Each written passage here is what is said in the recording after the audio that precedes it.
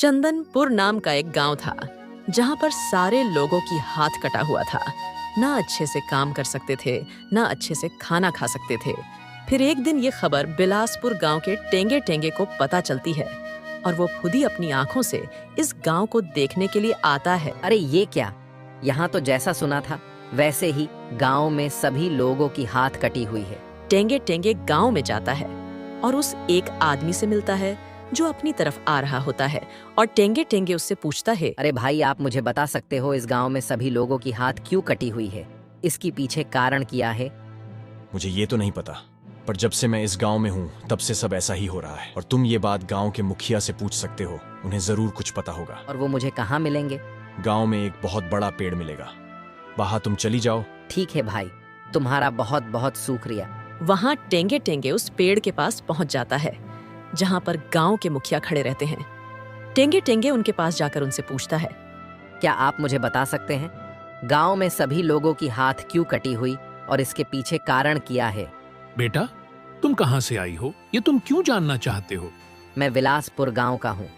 मैंने सुना था कि यहाँ सभी लोगों की हाथ कटी हुई है, तो मैं देखने के लिए खुद चला आया। और अब जब मैंने अपनी आंखों से देख लिया है तो मैं बस जानना चाहता हूँ कि यहाँ पर ऐसा कैसे हुआ।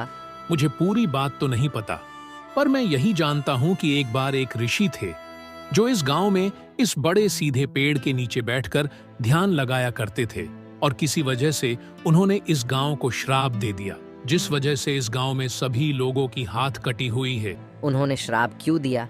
उस श्राप को कैसे हटा सकते हैं? बेटा, ये तो मुझे भी नहीं पता, पर अगर तुम्हें जानना है तो तुम गांव के पुस्तकालय में जाकर खोजबीन कर सकते हो। शायद तुम्हें वहां कुछ मिल जाए। आपका बहुत बहुत धन्यवाद। वहां से टेंगे टेंगे गांव के पुस्तकालय में जाता है जहां पर कई सारी किताबें देखता है।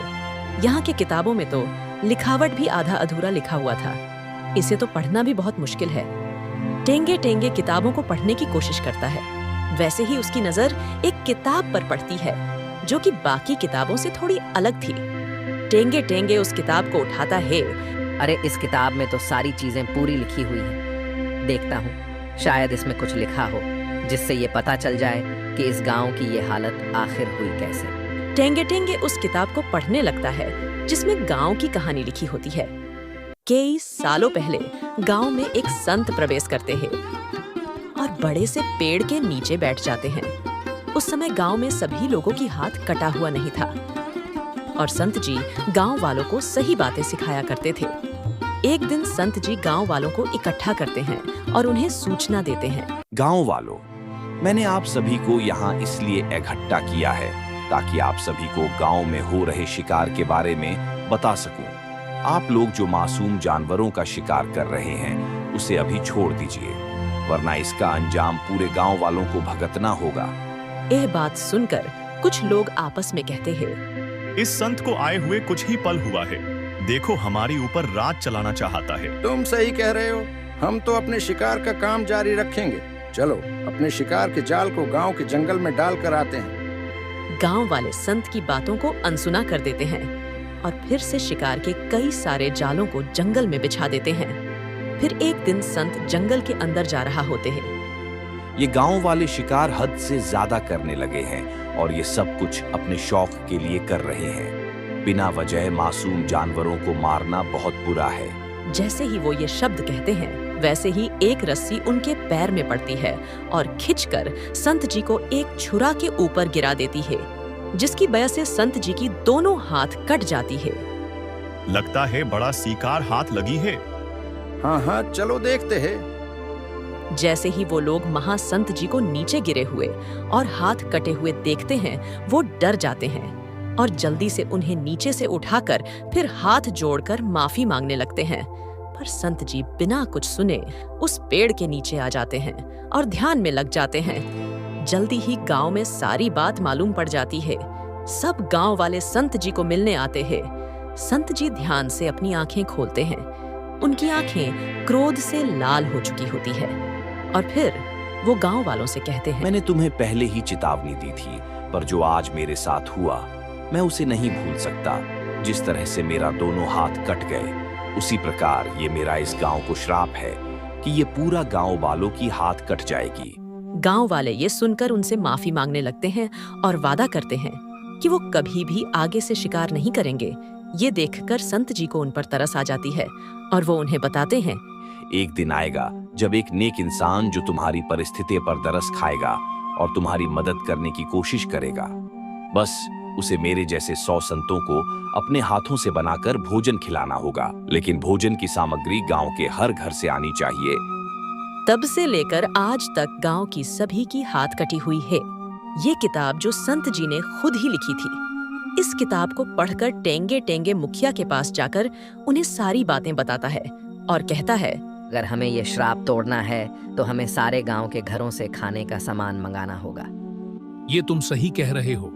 मैं आज ही सारे गांव वालों को जमा करता हूँ और उन्हें सारी बातें बताता हूँ। पर वो व्यक्ति है कौन जो हमारी मदद करना चाहता है?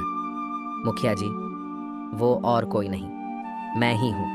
अब से मैं आया हूँ, मुझे आप लोगों की परिस्थिति पर तरस आ रहा है और मैं तो बस आप लोगों की मदद करने का कोई उपाय ढूंढ रहा था। तभी मुझे वो किताब मिली।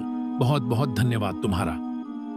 मुखिया सारे गांव वालों को जमा करता है और सारी बातें विस्तार से बताता है और गांव वाले कहते हैं, हमें माफ कर दीजिए, जो हमने किया उसके लिए हम सारी चीजें करने को तैयार हैं। हमें इस श्राप से मुक्त होना है। टेंगे टेंगे, तुम बस खाना बनाना, हम सभी गांव वाले गांव के सभी घरों से तुम्हें खाने का सामान ला कर देंगे। जी ठीक है, तो मैं 100 संतों के लिए खुद खाना बनाऊंगा और इस गांव को श्राप से मुक्त करूंगा। गांव के हर एक घर से कुछ न कुछ सामान आता है और सबको जमा करके टेंगे टेंगे संतों के लिए खाना बनाता है। अगले दिन गांव वाले 100 संतों को बुलाते हैं भोजन के लिए। खाना खाने के बाद उनमें से एक संत मुखिया जी से पूछते हैं, किया हुआ मुखिया, अचानक हमारे लिए दावत कैसी? कई वर्षों पहले एक संत ने इस गांव को श्राप दिया था कि इस गांव की सब लोगों की हाथ कट जाएगा। सभी ठीक तभी होंगी जब कोई नेक इंसान हमारी इस दशा को देखकर हम पर तरस खाकर सो संतों को अपने हाथों से बनाकर भोजन खिलाएगा। लेकिन भोजन की सामग्री गांव के हर घर से आनी चाहिए। टेंगे टेंगे बेटा, तुमने जो इस गांव के लिए किया है उसे देखकर हम सब बहुत खुश हैं। अगर ये गांव इस श्राप से मुक्त हुआ है तो उसका श्रेय सिर्फ और सिर्फ तुम्हें जाता है। संत जी, ये मेरा कर्तव्य है। संत जी आशीर्वाद देते हैं और चले जाते हैं। और फिर अगली सुबह जब सूरज उगता है तो सारे गांव वाले ठीक हो जाते हैं। ये देखकर गांव वाले बहुत खुश हो जाते हैं। टेंगे टेंगे बेटे, तुम्हारा बहुत बहुत धन्यवाद जो तुमने हमारे लिए किया। शायद ही कोई नहीं करता। इसकी कोई जरूरत नहीं है मुखिया जी, बस आप गांव वालों को बता दीजिए कि पहले वाली गलतियां वापस ना दोहराएं। और मुखिया जी सारे गांव वालों को एक साथ जमा करते हैं।